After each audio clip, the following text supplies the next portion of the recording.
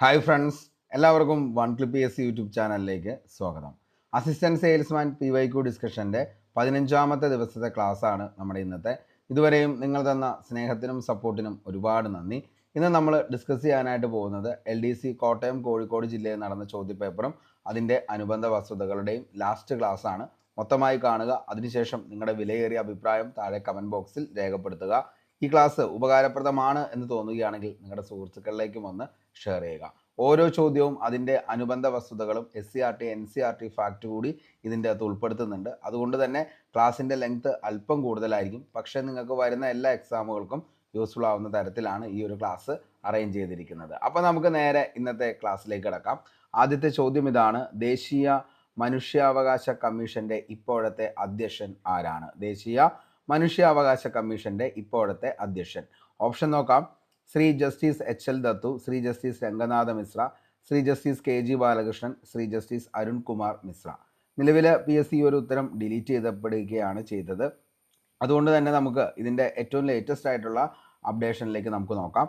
അതായത് ഏറ്റവും പ്രധാനപ്പെട്ട ഇന്ത്യയിലെ പദവികൾ നമുക്കൊന്ന് നോക്കാം. രാഷ്ട്രപതി ദ്രൗപദി മുർമു ആണ്. 15ാമത്തെ രാഷ്ട്രപതിയാണ് ദ്രൗപദി മുർമു. ഉപരാഷ്ട്രപതി ആണെങ്കിൽ ജഗദീപ് ധൻകർ ആണ് ഉപരാഷ്ട്രപതി. സുപ്രീം കോടതി ചീഫ് ജസ്റ്റിസ് ആണ് ഭൂഷൺ രാമകൃഷ്ണ ഗവായ്. 52ാമത്തെ സുപ്രീം കോടതി ചീഫ് ജസ്റ്റിസ് ആണ് ഭൂഷൺ രാമകൃഷ്ണ ഗവായ് എന്നുള്ളത് ഓർത്തു വയ്ക്കുക. പ്രധാനമന്ത്രി നരേന്ദ്രമോദി. ലോക്സഭാ സ്പീക്കർ ഓം ബിർളയാണ്. രാജ്യസഭാ പ്രതിപക്ഷ നേതാവാണ് മല്ലികാർജുൻ ഖാർഗെ. ലോക്സഭാ പ്രതിപക്ഷ നേതാവ് രാഹുൽ ഗാന്ധി. ദേശീയ മനുഷ്യാവകാശ കമ്മീഷനാണ് V. രാമസുബ്രഹ്മണ്യൻ. ഓക്കെ, അപ്പോൾ V. രാമസുബ്രഹ്മണ്യനാണ് ദേശീയ മനുഷ്യാവകാശ കമ്മീഷൻ്റെ ചെയർമാൻ എന്ന് പറയുന്നത്. ആരാണ് ഇപ്പോഴത്തെ ദേശീയ മനുഷ്യാവകാശ കമ്മീഷൻ്റെ ചെയർമാൻ ആരാണ് എന്ന് ചോദിച്ചു കഴിഞ്ഞാൽ ആരാണ്? അതായത് V. രാമസുബ്രഹ്മണ്യനാണെന്നുള്ളത് ഓർത്തു വയ്ക്കുക. ദേശീയ മുഖ്യ വിവരാവകാശ കമ്മീഷണറാണ് ഹീരാലാൽ സമരിയ. ദേശീയ വനിതാ കമ്മീഷൻ അധ്യക്ഷയാണ് വിജയ് കിഷോർ രഹത്കർ. അതേപോലെ തന്നെ ദേശീയ പട്ടികജാതി കമ്മീഷൻ ചെയർമാനാണ് കിഷോർ മക്വാന. ഇങ്ങനെയുള്ള ചോദ്യങ്ങൾ തീർച്ചയായിട്ടും ഇനിയും നമുക്ക് പ്രതീക്ഷിക്കാം. ദേശീയ പട്ടിക വർഗ കമ്മീഷൻ ചെയർമാനാണ് Antar Singh Arya. Atomic energy commission ചെയർമാനാണ് Ajit Kumar Mohanty. Union public service commission ചെയർമാനാണ് Preethi Sudhan. University grant commission chairman ആരാന്ന് ചോദിച്ചാൽ അത് വിനീത് ജോഷിയാണ്. റിസർവ് ബാങ്ക് ഗവർണറാണ് സഞ്ജയ് മൽഹോത്ര. 26ാമത്തെ റിസർവ് ബാങ്ക് ഗവർണറാണ് സഞ്ജയ് മൽഹോത്ര. സെബിയുടെ ചെയർമാനാണ് തുഹിൻ കാന്ത പാണ്ഡെ എന്ന് പറയുന്നത്. അപ്പോൾ സെബിയുടെ ചെയർമാൻ ആരാന്ന് ചോദിച്ചാൽ തുഹിൻ കാന്ത പാണ്ഡെയാണ്. ദേശീയ പിന്നോക്ക കമ്മീഷൻ ചെയർമാനാണ് ഹൻസ് രാജ് ഗംഗാറാം അഹിർ എന്ന് പറയുന്നത്. ദേശീയ ന്യൂനപക്ഷ കമ്മീഷൻ ചെയർമാനാണ് ഇക്ബാൽ സിംഗ് ലാൽപുര. ദേശീയ ബാലാവകാശ കമ്മീഷൻ ചെയർമാൻ തൃപ്തി ഗുർഹയാണ്. അഡീഷണൽ ചാർജാണ് തൃപ്തി ഗുർഹയ്ക്ക് കിട്ടിയിരിക്കുന്നത്. മുഖ്യ തെരഞ്ഞെടുപ്പ് കമ്മീഷനാണ് ജ്ഞാനേഷ് കുമാർ.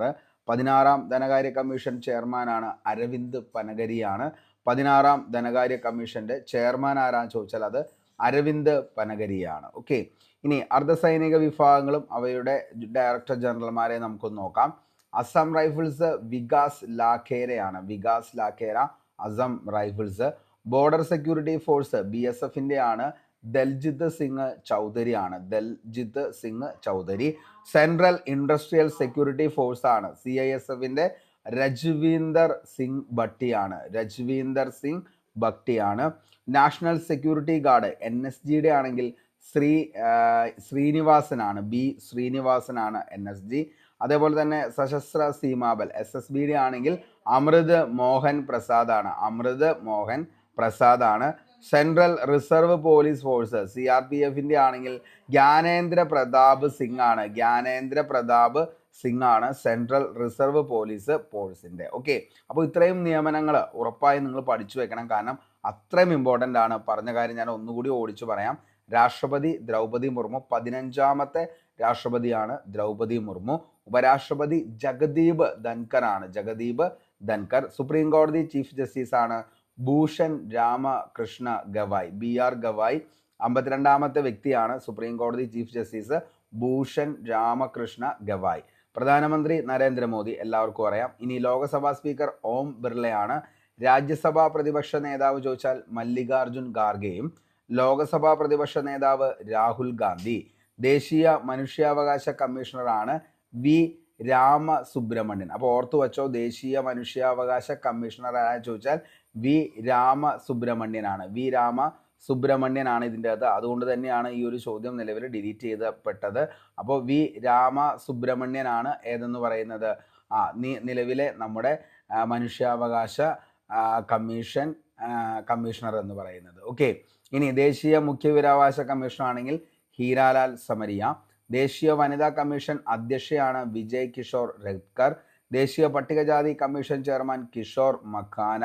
അതേപോലെ തന്നെ ദേശീയ പട്ടികവർഗ കമ്മീഷൻ ചെയർമാനാണ് Antar Singh Arya. Atomic energy commission chairman Ajit Kumar മൊഹന്തിയാണ്. Union public service commission chairman Preethi സുധനാണ്. യൂണിവേഴ്സിറ്റി ഗ്രാൻഡ് കമ്മീഷൻ ചെയർമാനാണ് Vineet Joshi. Reserve bank governor Sanjay Malhotra 26ാമത്തെയാണ്. സെബിയുടെ ചെയർമാനാണ് തുഹിൻ കാന്ത പാണ്ഡെ.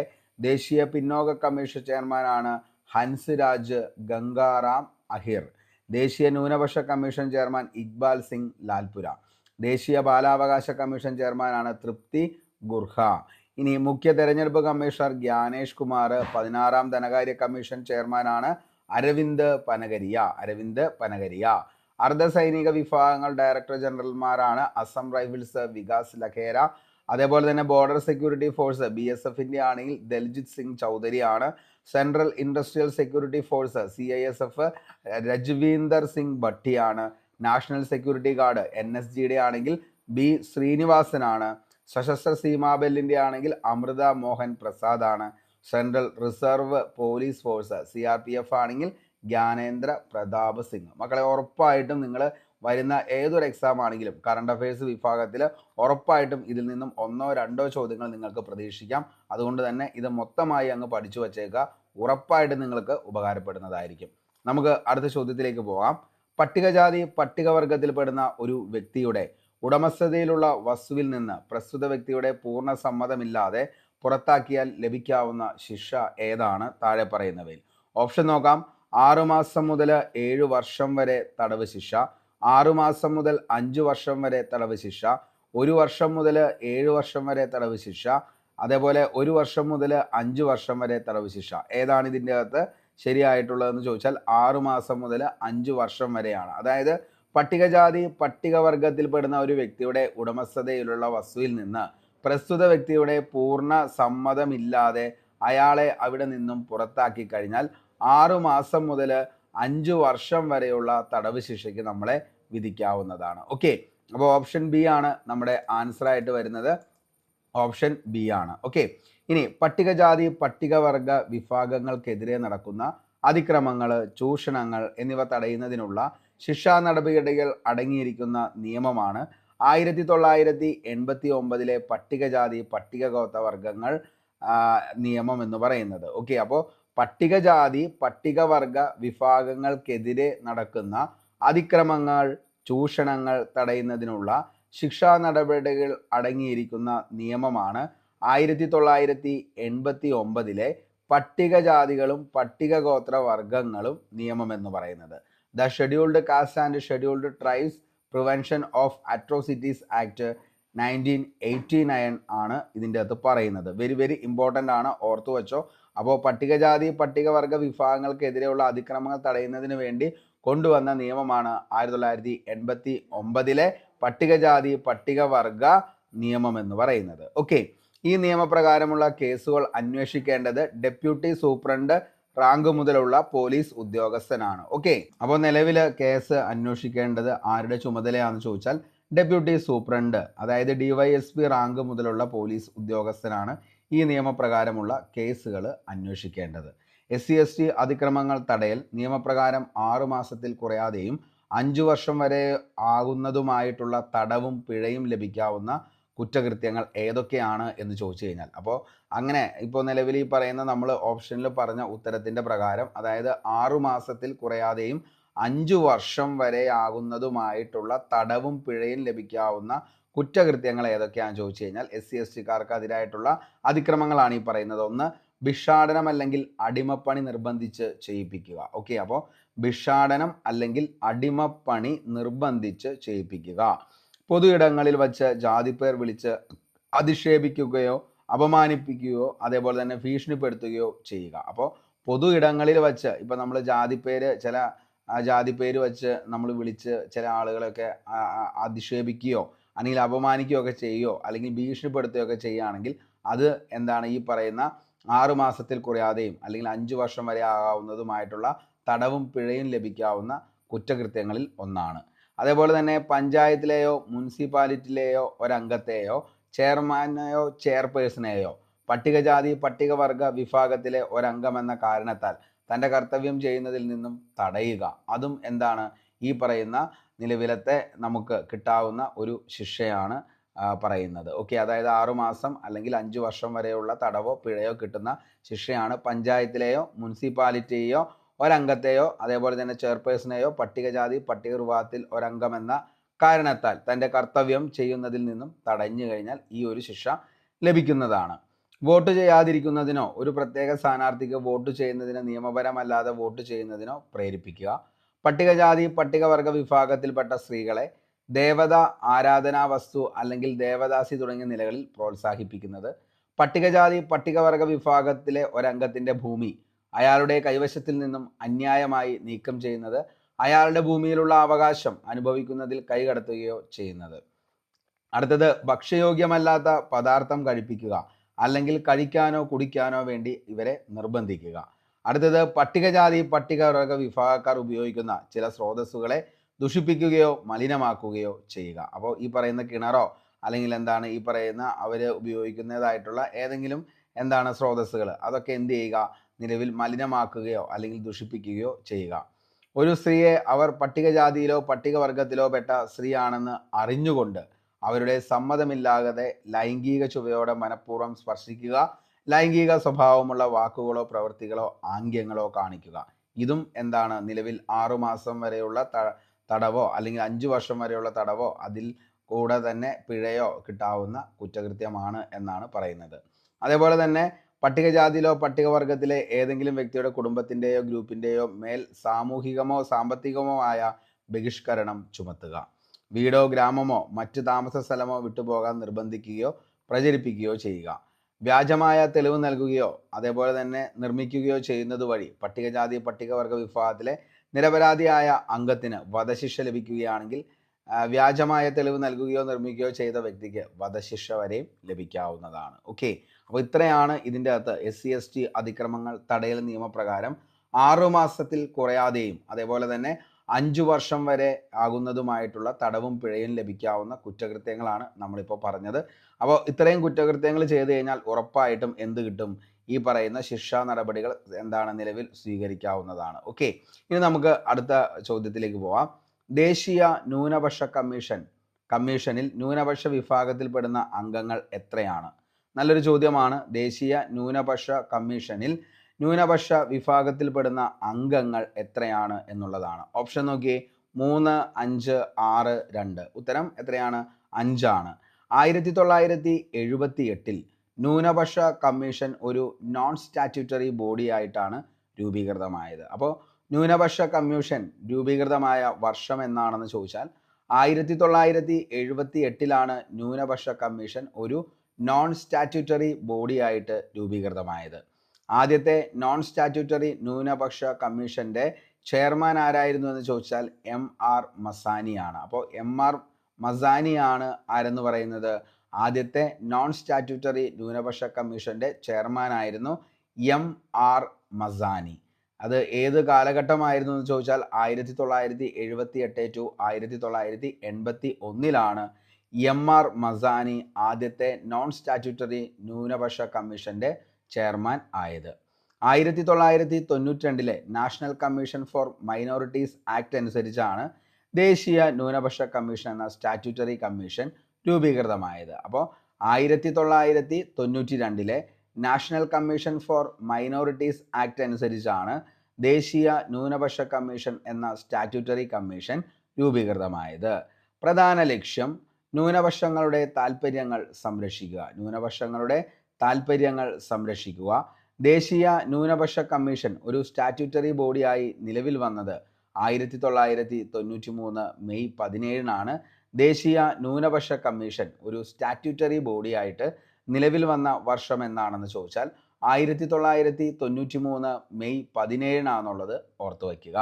ദേശീയ ന്യൂനപക്ഷ കമ്മീഷന്റെ ഘടനയാണ് ചെയർപേഴ്സൺ, വൈസ് ചെയർപേഴ്സൺ, 5 അംഗങ്ങൾ എന്നിവയാണ് ദേശീയ ന്യൂനപക്ഷ കമ്മീഷന്റെ ഘടന എന്ന് പറയുന്നത്. ചെയർപേഴ്സൺ വേണം, വൈസ് ചെയർപേഴ്സൺ വേണം, 5 അംഗങ്ങളും. കേന്ദ്ര ഗവൺമെന്റ് പ്രശസ്തരും കഴിവുള്ളവരും സത്യസന്ധതുമായ വ്യക്തികളിൽ നിന്നും 7 വ്യക്തികളെയും നിലവിൽ തിരഞ്ഞെടുക്കുന്നു. ചെയർപേഴ്സൺ ഉൾപ്പെടെയുള്ള 5 അംഗങ്ങൾ ന്യൂനപക്ഷ സമുദായത്തിൽ നിന്നുള്ളവരായിരിക്കണം. അപ്പോൾ ന്യൂനപക്ഷ വിഭാഗത്തിൽ നിന്നുള്ളവരെയാണ് ചെയർപേഴ്സൺ ഉൾപ്പെടെയുള്ള 5 അംഗങ്ങൾ ആയിട്ട് തിരഞ്ഞെടുക്കുന്നത്. ഓക്കെ, കമ്മീഷനിലെ അംഗങ്ങളെ നിയമിക്കുന്നത് സെൻട്രൽ ഗവൺമെന്റ് ആണ്, കേന്ദ്ര ഗവൺമെന്റ് ആണ്. കമ്മീഷനിലെ അംഗങ്ങളെ നിയമിക്കുന്നത് കേന്ദ്ര ഗവൺമെന്റ് ആണ്. ദേശീയ ന്യൂനപക്ഷ കമ്മീഷൻ അംഗങ്ങളുടെ കാലാവധി ഒത്തിരി തവണ PSC ചോദിച്ച ചോദ്യമാണ്. ദേശീയ ന്യൂനപക്ഷ കമ്മീഷന്റെ അംഗങ്ങളുടെ കാലാവധി എത്ര വർഷമാണ് എന്ന് ചോദിച്ചു കഴിഞ്ഞാൽ അത് 3 വർഷമാണെന്നുള്ളത് ഓർത്തു വയ്ക്കുക. അപ്പോൾ ദേശീയ ന്യൂനപക്ഷ കമ്മീഷൻ അംഗങ്ങളുടെ കാലാവധി മക്കളെ എത്ര വർഷമാണ്? 3 വർഷമാണ്. ന്യൂനപക്ഷ അംഗങ്ങളായി നോട്ടിഫൈ ചെയ്തിരിക്കുന്ന മതവിഭാഗങ്ങൾ ഏതൊക്കെയാണെന്ന് ചോദിച്ചു കഴിഞ്ഞാൽ അപ്പോൾ നിലവിൽ ഈ പറയുന്ന 6 മതവിഭാഗങ്ങളാണ് ന്യൂനപക്ഷ മതങ്ങളായിട്ട് നിലവിൽ വരുന്നത്. അപ്പോൾ ന്യൂനപക്ഷ അംഗങ്ങളായി നോട്ടിഫൈ ചെയ്തിരിക്കുന്ന മതവിഭാഗങ്ങൾ ഏതൊക്കെയാണെന്ന് ചോദിച്ചാൽ മക്കളെ 1 മുസ്ലിം, 2 ക്രിസ്ത്യൻ, 3 സിഖ്, 4 ബുദ്ധമതക്കാർ, 5 സോറിയാട്രിയൻസ്, അതേപോലെ തന്നെ അല്ലെങ്കിൽ പാഴ്സി മതക്കാരാണ് സോറിയാട്രിയൻസ് എന്ന് പറയുന്നത്, പിന്നീട് ജൈന മതക്കാർ. ഓക്കെ, അപ്പോൾ അങ്ങനെ ഈ 6 മതവിഭാഗങ്ങളാണ് ന്യൂനപക്ഷ അംഗങ്ങളായിട്ട് നോട്ടിഫൈ ചെയ്തിരിക്കുന്ന മതവിഭാഗങ്ങൾ എന്ന് പറയുന്നത് 6 എണ്ണമാണ്. 1 മുസ്ലിം, 2 ക്രിസ്ത്യൻ, 3 സിഖ്, 4 ബുദ്ധമതക്കാർ, 5 സൊറാസ്ട്രിയൻസ്. സൊറാസ്ട്രിയൻസ് എന്ന് വെച്ച് കഴിഞ്ഞാൽ പാഴ്സി മതക്കാരാണ് സൊറാസ്ട്രിയൻസ്, അതേപോലെ തന്നെ ജൈന മതക്കാർ. ഇത്രയാണ് 6 പ്രധാനപ്പെട്ട ന്യൂനപക്ഷ അംഗങ്ങളായി നോട്ടിഫൈ ചെയ്തിരിക്കുന്ന മതവിഭാഗങ്ങൾ എന്നുള്ളത് ഓർത്തു വയ്ക്കുക. ദേശീയ ന്യൂനപക്ഷ കമ്മീഷൻ വാർഷിക റിപ്പോർട്ട് സമർപ്പിക്കുന്നത് കേന്ദ്ര സർക്കാരിനാണ്. അപ്പോൾ ദേശീയ ന്യൂനപക്ഷ കമ്മീഷൻ വാർഷിക റിപ്പോർട്ട് സമർപ്പിക്കുന്നത് ആർക്കാണെന്ന് ചോദിച്ചാൽ അത് കേന്ദ്ര സർക്കാരിനാണെന്നുള്ളതും ഓർത്തു വയ്ക്കുക. ഓക്കെ, അപ്പോൾ ഇത്രയും കാര്യങ്ങളാണ് ദേശീയ ന്യൂനപക്ഷ കമ്മീഷനുമായിട്ട് ബന്ധപ്പെട്ട് നമുക്ക് ഒരു എക്സാം പോയിന്റ് ഓഫ് വ്യൂവിൽ പഠിക്കാനുള്ളത്. അപ്പോൾ ദേശീയ ന്യൂനപക്ഷ കമ്മീഷൻ ന്യൂനപക്ഷ വിഭാഗത്തിൽപ്പെടുന്ന അംഗങ്ങൾ എത്രയാണെന്ന് ചോദിച്ചു കഴിഞ്ഞാൽ 5 പേരാണ്. 1978 ന്യൂനപക്ഷ കമ്മീഷൻ ഒരു നോൺ സ്റ്റാറ്റ്യൂട്ടറി ബോഡി ആയിട്ടാണ് 1978 നോൺ സ്റ്റാറ്റ്യൂട്ടറി ബോഡി ആയിട്ട് രൂപീകൃതമായി.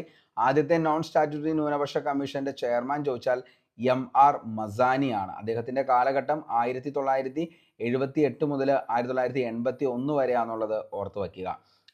1992 national commission for minorities act അനുസരിച്ചാണ് ദേശീയ ന്യൂനപക്ഷ കമ്മീഷൻ എന്ന സ്റ്റാറ്റ്യൂട്ടറി കമ്മീഷൻ രൂപീകൃതമായത്. പ്രധാന ലക്ഷ്യം എന്ന് പറയുന്നത് ന്യൂനപക്ഷങ്ങളുടെ താല്പര്യങ്ങൾ സംരക്ഷിക്കുക എന്നതാണ് ഈ പറയുന്ന ന്യൂനപക്ഷ കമ്മീഷന്റെ ഏറ്റവും പ്രധാനപ്പെട്ട ലക്ഷ്യം എന്ന് പറയുന്നത്. ദേശീയ ന്യൂനപക്ഷ കമ്മീഷൻ ഒരു സ്റ്റാറ്റ്യൂട്ടറി ബോഡിയായി നിലവിൽ വന്നത് 1993 മെയ് 17. അതിൻ്റെ ഘടന നമ്മൾ പറഞ്ഞു, ചെയർപേഴ്സൺ, വൈസ് ചെയർപേഴ്സൺ, 5 അംഗങ്ങൾ. അങ്ങനെ മൊത്തം കേന്ദ്ര ഗവൺമെൻറ് പ്രശസ്തരും കഴിവുള്ളവരും സത്യസന്ധനുമായ വ്യക്തികളിൽ നിന്നും 7 വ്യക്തികളെയും ഇതിൻ്റെ അകത്ത് തിരഞ്ഞെടുക്കുന്നു. ചെയർപേഴ്സൺ ഉൾപ്പെടെയുള്ള 5 അംഗങ്ങളാണ് ന്യൂനപക്ഷ സമുദായത്തിൽ നിന്നുള്ളവരായിരിക്കണമെന്ന് പറയുന്നു. കമ്മീഷനിലെ അംഗങ്ങളെ നിയമിക്കുന്നത് കേന്ദ്ര ഗവൺമെൻറ്റും. അതേപോലെ തന്നെ ഇതിൻ്റെ അംഗങ്ങളുടെ കാലാവധി എത്രയാണെന്ന് ചോദിച്ചു കഴിഞ്ഞാൽ 3 വർഷം. Very very important, mostly repeated ആണ്. PYQ ഒക്കെ ചെയ്യുന്ന ഉദ്യോഗാർത്ഥിയാണെങ്കിൽ തീർച്ചയായിട്ടും നിങ്ങൾ കണ്ടിട്ടുണ്ടാവും. ദേശീയ ന്യൂനപക്ഷ കമ്മീഷൻ അംഗങ്ങളുടെ കാലാവധി 3 വർഷമാണ്. ന്യൂനപക്ഷ അംഗങ്ങളായി നോട്ടിഫൈ ചെയ്തിരിക്കുന്ന മതവിഭാഗങ്ങൾ 6 എണ്ണമാണ്. മുസ്ലിം, ക്രിസ്ത്യൻ, സിഖ്, ബുദ്ധമതക്കാർ, സൊറാസ്ട്രിയൻസ്, അതേപോലെ തന്നെ ജൈന. ഓക്കെ, ഇനി ദേശീയ ന്യൂനപക്ഷ കമ്മീഷന്റെ വാർഷിക റിപ്പോർട്ട് സമർപ്പിക്കുന്നത് കേന്ദ്ര സർക്കാരിനാണെന്നുള്ളതും ഓർത്തു വയ്ക്കുക. നമുക്ക് അടുത്ത ചോദ്യത്തിലേക്ക് പോവാം. ലൈംഗിക അതിക്രമങ്ങളിൽ നിന്ന് കുട്ടികൾക്കുള്ള സംരക്ഷണ നിയമപ്രകാരം താഴെ പറയുന്നവയിൽ ശരിയായ പ്രസ്താവന ഏതാണ്? 18 വയസ്സിന് താഴെയുള്ള പെൺകുട്ടികൾക്ക് സംരക്ഷണം ഉറപ്പാക്കുന്നു. 18 വയസ്സിന് താഴെ പ്രായം വരുന്ന ആൺകുട്ടികൾക്ക് സംരക്ഷണം ഉറപ്പാക്കുന്നു. ഇതിൻ്റെ അകത്ത് ഏതാണ് ശരിയെന്നുള്ളതാണ്. ഇതിൻ്റെ അകത്ത് നിലവിൽ ഏതാണ്? എല്ലാ പ്രസ്താവനകളും നിലവിൽ ശരിയാണ്. ലൈംഗിക ചൂഷണത്തിന് ഇരയാകുന്ന കുട്ടികൾക്ക് നിയമ സംരക്ഷണവും നീതിയും ഉറപ്പാക്കുന്നതിനായി ഇന്ത്യൻ പാർലമെന്റ് പാസാക്കിയ നിയമമാണ് പോക്സോ നിയമം എന്ന് പറയുന്നത്. Prevention of children from sexual offence act. ഒത്തിരി തവണ, എത്ര തവണയാണ് PSC ഈ പറയുന്ന സുപ്രധാന നിയമങ്ങൾ എന്ന് പറയുന്ന ഒരു ടോപ്പിക്കിൽ നിന്നും ഈ ഒരു ക്വസ്റ്റ്യൻ ചോദിച്ചേക്കണമെന്ന് അറിയത്തില്ല. കാരണം അത്രയും തവണ മോസ്റ്റ്ലി റിപ്പീറ്റഡ് ആണ് പോക്സോ ആക്ടിനെ കുറിച്ചുള്ള ചോദ്യങ്ങളും അതിൻ്റെ വർഷങ്ങളും. ഓക്കെ, അപ്പോൾ ലൈംഗിക ചൂഷണത്തിന് ഇരയാകുന്ന കുട്ടികൾക്ക് നിയമ സംരക്ഷണവും നീതിയും ഉറപ്പാക്കുന്നതിനായി ഇന്ത്യൻ പാർലമെൻറ്റ് പാസാക്കിയ നിയമമാണ് പോക്സോ നിയമം, അതായത് prevention of children from sexual offence act. നിയമത്തിന് രാഷ്ട്രപതിയുടെ അംഗീകാരം ലഭിച്ചത് 2012 ജൂൺ 19 പോക്സോ ആക്ടിന് രാഷ്ട്രപതിയുടെ അംഗീകാരം ലഭിക്കുന്നത് 2012 ജൂൺ 19. പോക്സോ നിയമം പ്രാബല്യത്തിൽ വന്നത് എന്നാണെന്ന് ചോദിച്ചാൽ 2012 നവംബർ 14 പോക്സോ നിയമം പ്രാബല്യത്തിൽ വരുന്നത്. ഓക്കെ, അപ്പോൾ പോക്സോ നിയമം പ്രാബല്യത്തിൽ വന്നത് എന്നാണെന്ന് ചോദിച്ചാൽ 2012 നവംബർ 14. പോക്സോ നിയമത്തിലെ വകുപ്പുകളുടെ എണ്ണം എത്രയാണെന്ന് ചോദിച്ചു കഴിഞ്ഞാൽ അത് 46 എണ്ണമാണ്. പോക്സോ നിയമത്തിലെ വകുപ്പുകളുടെ എണ്ണം 46. പോക്സോ നിയമം ഇന്ത്യ മുഴുവൻ ബാധകമാണ്. കുട്ടികളുടെ സംരക്ഷണം ഉൾക്കൊള്ളുന്ന മന്ത്രാലയമാണ് വനിതാ ശിശു ക്ഷേമ മന്ത്രാലയം. ഓക്കെ, പോക്സോ നിയമത്തിൻ്റെ സവിശേഷതകൾ എന്തൊക്കെയാണെന്നുള്ളത് നോക്കാം. അതായത് 18 വയസ്സിന് താഴെ പ്രായമുള്ള കുട്ടികൾക്കാണ് ഈ നിയമപ്രകാരമുള്ള സംരക്ഷണം ലഭിക്കുന്നത്. അപ്പോൾ പോക്സോ നിയമത്തിൻ്റെ സവിശേഷതകളിൽ ഒന്നാമത്തെയാണ് ഇത് ഏത് ഏജ് കാറ്റഗറിയിലുള്ള കുട്ടികൾക്കാണ് നിലവിൽ, അല്ലെങ്കിൽ ഏജ് കാറ്റഗറി ഈ പറയുന്ന പോക്സോ നിയമത്തിൻ്റെ പരിധിയിൽ വരുന്നത് എത്രയാണെന്ന് ചോദിച്ചാൽ 18 വയസ്സിന് താഴെ പ്രായമുള്ള കുട്ടികൾക്കാണ് ഇതിന് സംരക്ഷണം ലഭിക്കുന്നത്. ഈ നിയമത്തിൽ ആൺ പെൺ വ്യത്യാസമില്ലാതെ കുട്ടി എന്നതാണ് ഉപയോഗിച്ചിരിക്കുന്നത്. അപ്പോൾ ആ 18 വയസ്സ് താഴെയുള്ള ആൺകുട്ടിയോ 18 വയസ്സിൽ താഴെയുള്ള പെൺകുട്ടിയോ ആണെങ്കിലും നിലവിൽ എന്താണ്, കുട്ടി എന്ന് മാത്രമാണ് ഈ ഒരു നിയമത്തിൽ പരാമർശിക്കുന്നുള്ളൂ. ഓക്കെ, അപ്പോൾ എന്താണ് ഈ നിയമം, ആൺ പെൺ വ്യത്യാസമില്ലാതെ 18 വയസ്സിൽ താഴെയുള്ള ആൺ പെൺ കുട്ടികൾക്ക് ആർക്കു വേണമെങ്കിലും ഈ പറയുന്ന നിയമത്തിൻ്റെ എന്താണ് സംരക്ഷണം ലഭിക്കുന്നതാണ്. അതിക്രമങ്ങളിൽ നിന്നും കുട്ടികളെ സംരക്ഷിക്കുക, കുറ്റവാളികൾക്ക് കഠിന ശിക്ഷ നൽകുക, നടപടിക്രമങ്ങളിൽ ശിശു സൗഹൃദ നടപടികൾ സ്വീകരിക്കുക. അപ്പോൾ നടപടിക്രമങ്ങൾ എന്ന് പറയുന്നത് ശിശു സൗഹൃദ നടപടികളാണ്. ഈ ഒരു നിയമം വഴി, പോക്സോ ആക്ട് വഴി പല കേസുകളും തെളിയാറുണ്ട്. അപ്പോൾ വളരെ സൗഹൃദപരമായിട്ടാണ് ഇവർ ഇടപെട്ട് കുറ്റകൃത്യങ്ങൾ കുട്ടിയിൽ നിന്നും അവർ മനസ്സിലാക്കുന്നത്. ഓക്കെ, അപ്പോൾ വളരെയധികം ഇന്ന് ഈ പറയുന്ന പോക്സോ ആക്ടോടുകൂടി ഒത്തിരി നിലവിൽ കേസുകൾ തെളിയിക്കപ്പെടുകയും അതേപോലെ തന്നെ തെളിഞ്ഞിട്ടുമുണ്ട്. അപ്പോൾ അതിൻ്റെ ഒരു നിലവിൽ സംരക്ഷണം ഉള്ളത് കൊണ്ട് തന്നെ കുട്ടികളോടുള്ള അതിക്രമങ്ങൾ വളരെയധികം നിലവിൽ കുറഞ്ഞിട്ടുമുണ്ട്. ഓക്കെ, അപ്പോൾ നമുക്ക് ഒന്നുകൂടിയും പറഞ്ഞ കാര്യങ്ങൾ നോക്കാം. അതായത് 18 വയസ്സിന് താഴെ പ്രായം വരുന്ന ആൺ പെൺ കുട്ടികൾക്ക് സംരക്ഷണം നൽകുന്ന നിയമമാണ് എന്തെന്ന് പറയുന്നത്, prevention of children from sexual offence act. ലൈംഗിക ചൂഷണത്തിന് ഇരയാകുന്ന കുട്ടികൾക്ക് നിയമസംരക്ഷണവും നീതിയും ഉറപ്പാക്കുന്നതിനായി ഇന്ത്യൻ പാർലമെൻറ്റ് പാസാക്കിയ നിയമമാണ് പോക്സോ നിയമം. നിയമത്തിന് രാഷ്ട്രപതിയുടെ അംഗീകാരം ലഭിച്ചത് 2012 ജൂൺ 19. പോക്സോ നിയമം പ്രാബല്യത്തിൽ വന്നതെന്നാണ് ചോദിച്ചാൽ 2012 നവംബർ 14. പോക്സോ നിയമം ഇന്ത്യ മുഴുവൻ നിലവിൽ ബാധകമാണ്. പോക്സോ നിയമത്തിലെ വകുപ്പുകളുടെ എണ്ണം ചോദിച്ചു കഴിഞ്ഞാൽ മക്കളെ 46. കുട്ടികളുടെ സംരക്ഷണം ഉൾക്കൊള്ളുന്ന മന്ത്രാലയം വനിതാ ശിശുക്ഷേമം. പോക്സോ നിയമത്തിൻ്റെ സവിശേഷതകളാണ് 18 വയസ്സിന് താഴെ പ്രായമുള്ള കുട്ടികൾക്കാണ് ഈ നിയമപ്രകാരമുള്ള സംരക്ഷണം ലഭിക്കുന്നത്. ഈ നിയമത്തിൽ ആൺ പെൺ വ്യത്യാസമില്ലാതെ കുട്ടി എന്നാണ് ഉപയോഗിച്ചിരിക്കുന്നത്. അതിക്രമങ്ങളിൽ നിന്നും കുട്ടികളെ സംരക്ഷിക്കുക, കുറ്റവാളികൾക്ക് കഠിന ശിക്ഷ നൽകുക, നടപടിക്രമങ്ങളിൽ ശിശു സൗഹൃദ നടപടികളാണ് സ്വീകരിക്കുന്നത്. ഓക്കെ, നമുക്ക് അടുത്ത ചോദ്യത്തിലേക്ക് പോകാം. താഴെ പറയുന്നവയിൽ വിവരാവകാശ നിയമപ്രകാരം ലഭിക്കാവുന്ന വിവരം ഏതാണ്? ഓപ്ഷൻ നോക്കാം. മന്ത്രിസഭയുടെ തീരുമാനങ്ങൾ കോപ്പിറൈറ്റ് മുഖേന സംരക്ഷിക്കപ്പെട്ടവ, ഒരു വ്യക്തിയുടെ ബാങ്ക് നിക്ഷേപങ്ങളുടെ വിവരം, മുകളിൽ പറയുന്നവ എല്ലാം. അപ്പോൾ ഏതാണ് ഇതിൻ്റെ അകത്ത് നിലവിൽ വിവരാവകാശ നിയമപ്രകാരം ലഭിക്കാവുന്ന വിവരം ഏതാണ്? മന്ത്രിസഭയുടെ തീരുമാനങ്ങളാണ് ഈ പറയുന്ന വിവരാവകാശ നിയമം വഴി ലഭിക്കാവുന്ന വിവരം എന്ന് പറയുന്നത്. ഓക്കെ, അപ്പോൾ നമുക്ക് ബാക്കി വസ്തുതകൾ നോക്കാം. ഓക്കെ, അപ്പോൾ അഴിമതി നിയന്ത്രിക്കുന്നതിനും ഉദ്യോഗസ്ഥർക്കിടയിൽ ഉത്തരവാദിത്ത ബോധമുണ്ടാക്കുന്നതിനും ഗവൺമെൻറ്റിൻ്റെ പ്രവർത്തനങ്ങൾ സുതാര്യമാക്കുന്നതിനുമായി പാസാക്കപ്പെട്ട നിയമമാണ് വിവരാവകാശ നിയമം എന്ന് പറയുന്നത്. ഓക്കെ, അപ്പോൾ അഴിമതി നിയന്ത്രിക്കുന്നതിനും ഉദ്യോഗസ്ഥർക്കിടയിൽ ഉത്തരവാദിത്ത ബോധമുണ്ടാക്കുന്നതിനും ഗവൺമെൻറ് പ്രവർത്തനങ്ങൾ സുതാര്യമാക്കുന്നതിനുമായി പാസാക്കപ്പെട്ട നിയമമാണ് വിവരാവകാശ നിയമം. ജനാധിപത്യത്തിൻ്റെ സൂര്യ തേജസ് എന്നറിയപ്പെടുന്ന നിയമം ഏതാണെന്ന് ചോദിച്ചാൽ അത് വിവരാവകാശ നിയമമാണ്. ജനാധിപത്യത്തിൻ്റെ സൂര്യ തേജസ് എന്നറിയപ്പെടുന്ന നിയമം. വിവരാവകാശ നിയമപ്രകാരം പൗരന്മാർക്ക് ലഭിക്കേണ്ട അവകാശങ്ങളാണ് ഒരു പൊതു അധികാരിയുടെ അഥവാ പൊതു സ്ഥാപനത്തിൻ്റെ കൈവശമുള്ളതോ നിയന്ത്രണത്തിലുള്ളതോ ആയ പ്രമാണങ്ങളും രേഖകളും പരിശോധിക്കുക, അവയുടെ സാക്ഷ്യപ്പെടുത്തിയ പകർപ്പുകൾ എടുക്കുക, കുറിപ്പെടുക്കുക.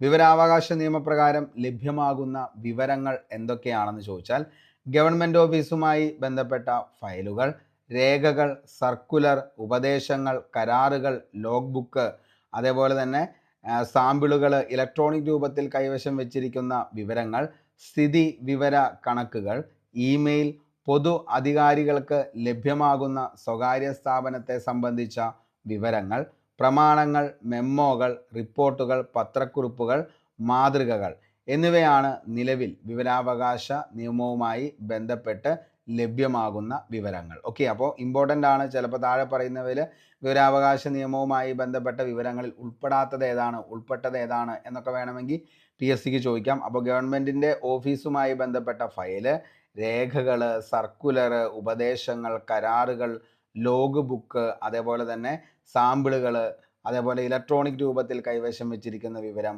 സ്ഥിതി വിവര കണക്കുകൾ, ഇമെയിൽ, പൊതു അധികാരികൾക്ക് ലഭ്യമാകുന്ന സ്വകാര്യ സ്ഥാപനത്തെ സംബന്ധിച്ച വിവരങ്ങൾ, പ്രമാണങ്ങൾ, മെമ്മോകൾ, റിപ്പോർട്ട്, പത്രക്കുറിപ്പ്, മാതൃകൾ എന്നിവയൊക്കെയാണ് ഇതുമായി ബന്ധപ്പെട്ട ഏറ്റവും ഇമ്പോർട്ടൻ്റ് ആയിട്ടുള്ള സാധനങ്ങൾ എന്ന് പറയുന്നത്. ഓക്കെ, അപ്പോൾ അത്രയും കാര്യങ്ങൾ ജസ്റ്റ് ഒന്ന് നോക്കി വച്ചേക്കുക. വിവരാവകാശ നിയമം 2005 സെഷൻ 8-1 പ്രതിപാദിക്കുന്നത് വിവരം വെളിപ്പെടുത്തുന്നതിൽ നിന്നും ഒഴിവാക്കപ്പെട്ടവ. ഇനി ഭാരതത്തിൻ്റെ പരമാധികാരത്തെയും അഖണ്ഡതയും രാജ്യത്തിൻ്റെ സുരക്ഷിതത്വത്തെയും തന്ത്രപ്രാധാന്യത്തെയും ശാസ്ത്രീയവും സാമ്പത്തികവുമായ താല്പര്യങ്ങളെയും വിദേശ രാജ്യങ്ങളുമായുള്ള ബന്ധത്തെയും ഹാനികരമായി ബാധിക്കുന്നതും അല്ലെങ്കിൽ ഒരു കുറ്റകൃത്യത്തിന് പ്രേരണ നൽകുന്നതുമായിട്ടുള്ള വിവരത്തിൻ്റെ വെളിപ്പെടുത്തലുകൾ എന്താണ്? ഇതിൽ നിന്നും ഒഴിവാക്കപ്പെട്ടതാണ്. അപ്പോൾ വിവരാവകാശ നിയമത്തിൽ നിന്നും ഒഴിവാക്കപ്പെട്ട കാര്യങ്ങളാണ് നമ്മൾ ഈ പറയുന്നത്. അതായത് 2005 സെഷൻ 8-1 ഇത് പ്രതിപാദിക്കുന്നത്. അപ്പോൾ ഭാരതത്തിൻ്റെ പരമാധികാരത്തെയും അഖണ്ഡതയും രാജ്യത്തിൻ്റെ സുരക്ഷിതത്വത്തെയും തന്ത്രപ്രാധാന്യത്തെയും ശാസ്ത്രീയവും സാമ്പത്തികവുമായ താല്പര്യങ്ങളെയും വിദേശ രാജ്യങ്ങളുമായുള്ള ബന്ധത്തെയും ഹാനികരമായി ബാധിക്കുന്നു അല്ലെങ്കിൽ ഒരു കുറ്റകൃത്യത്തിന് പ്രേരണ നൽകുന്നതുമായിട്ടുള്ള വിവരത്തിൻ്റെ വെളിപ്പെടുത്തലുകൾ നിലവിൽ കൊടുക്കേണ്ടതില്ല. ഏതെങ്കിലും നിയമം കോടതിയിലോ ട്രിബ്യൂണലിലോ അതിൻ്റെ പ്രസിദ്ധീകരണം പ്രത്യക്ഷമായി നിരോധിച്ചിട്ടുള്ളതും അല്ലെങ്കിൽ അതിൻ്റെ വെളിപ്പെടുത്തൽ കോടതി അലക്ഷ്യമായി തീരുന്നതോ ആയ വിവരത്തിൻ്റെ വെളിപ്പെടുത്തലുകൾ കൊടുക്കേണ്ടതില്ല.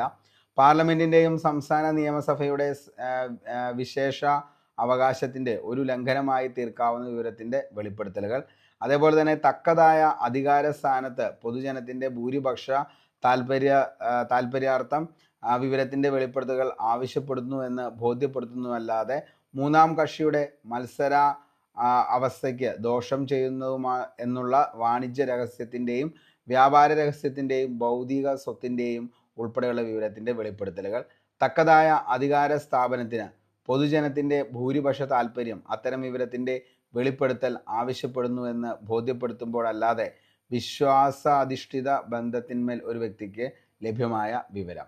ഇനി വിദേശ സർക്കാരിൽ നിന്ന് ലഭിച്ചിട്ടുള്ള രഹസ്യ വിവരം നിയമം നടപ്പിലാക്കുന്നതിനോ അല്ലെങ്കിൽ സുരക്ഷിത ആവശ്യങ്ങൾക്കോ രഹസ്യമായി സഹായം നൽകിയിട്ടുള്ളതും അല്ലെങ്കിൽ വിവരത്തിൻ്റെ ഉത്ഭവം തിരിച്ചറിയുന്നതും ഏതെങ്കിലും വ്യക്തിയുടെ ജീവനോ ശാരീരിക സുരക്ഷിതത്തിനോ അപകടകരമായി തീരാവുന്നതുമായ വിവരത്തിൻ്റെ വെളിപ്പെടുത്തലുകൾ. അന്വേഷണത്തിൻ്റെയോ കുറ്റവാളികളുടെയോ അറസ്റ്റിൻ്റെയോ പ്രോസിക്യൂഷൻ്റെയോ നടപടിക്രമത്തിനെ തടസ്സപ്പെടുത്തുന്നതുമുള്ള വിവരം. മന്ത്രിസഭയുടെയും സെക്രട്ടറിമാരുടെയും മറ്റ് ഉദ്യോഗസ്ഥന്മാരുടെയും ചർച്ചകളുടെ രേഖകൾ ഉൾപ്പെടെയുള്ള ക്യാബിനറ്റ് രേഖകൾ. എന്നാൽ മന്ത്രിസഭാ തീരുമാനങ്ങളും അവയ്ക്കുള്ള കാരണങ്ങളും ആയ തീരുമാനങ്ങൾ എടുക്കുന്നതിന് ഉപോത്പലകമായ വസ്തുക്കളുടെയും തീരുമാനമെടുത്ത ശേഷം കാര്യം പൂർത്തിയാക്കുന്നതിനോ കഴിഞ്ഞതിനോ ശേഷം പ്രസിദ്ധപ്പെടുത്താവുന്നതാണ്. പാർലമെൻറ്റിനോ അല്ലെങ്കിൽ ഒരു സംസ്ഥാന നിയമസഭയ്ക്ക് നിഷേധിക്കാവുന്നതല്ലാത്ത വിവരം ഏതെങ്കിലും വ്യക്തിക്ക് നിഷേധിക്കുവാൻ പാടുള്ളതല്ല. 1923 ഒഫീഷ്യൽ സീക്രട്ട് ആക്ട് പ്രകാരം ഒഴിവാക്കിയിട്ടുള്ള വിവരങ്ങൾ വലിയ പൊതു താല്പര്യം ഉൾക്കൊള്ളുന്നവയാണെങ്കിൽ അവ വെളിപ്പെടുത്താവുന്നതാണെന്ന് നിയമം വ്യവസ്ഥ ചെയ്യുന്നു. ഓക്കെ, അപ്പോൾ ഇതാണ് നിലവിൽ പറയുന്ന ഓരോ കാര്യങ്ങളും. അപ്പോൾ ഇത്രയൊന്നും ഡീറ്റെയിൽ ആയിട്ട് നോക്കിയില്ലെങ്കിലും അത്യാവശ്യം വേണ്ട കാര്യങ്ങളെങ്കിലും ഇതിൽ നിന്നും പഠിച്ചു വയ്ക്കുക. എപ്പോഴും ചോദിക്കാറുള്ളതാണ്, അഴിമതി നിയന്ത്രിക്കുന്നതിനും ഉദ്യോഗസ്ഥർക്കിടയിൽ ഉത്തരവാദിത്ത ബോധം ഉണ്ടാക്കുന്നതിനും ഗവൺമെൻറ്റിൻ്റെ പ്രവർത്തനങ്ങൾ സുതാര്യമാക്കുന്നതിനുമായി പാസ്സാക്കപ്പെട്ട നിയമമാണ് വിവരാവകാശ നിയമം. അതേപോലെ തന്നെ ചോദിച്ചേക്കണ മറ്റൊരു ചോദ്യമാണ്, ജനാധിപത്യത്തിൻ്റെ സൂര്യ തേജസ് എന്നറിയപ്പെടുന്ന നിയമം ഏതാണെന്ന് ചോദിച്ചാൽ അത് വിവരാവകാശ നിയമമാണ്.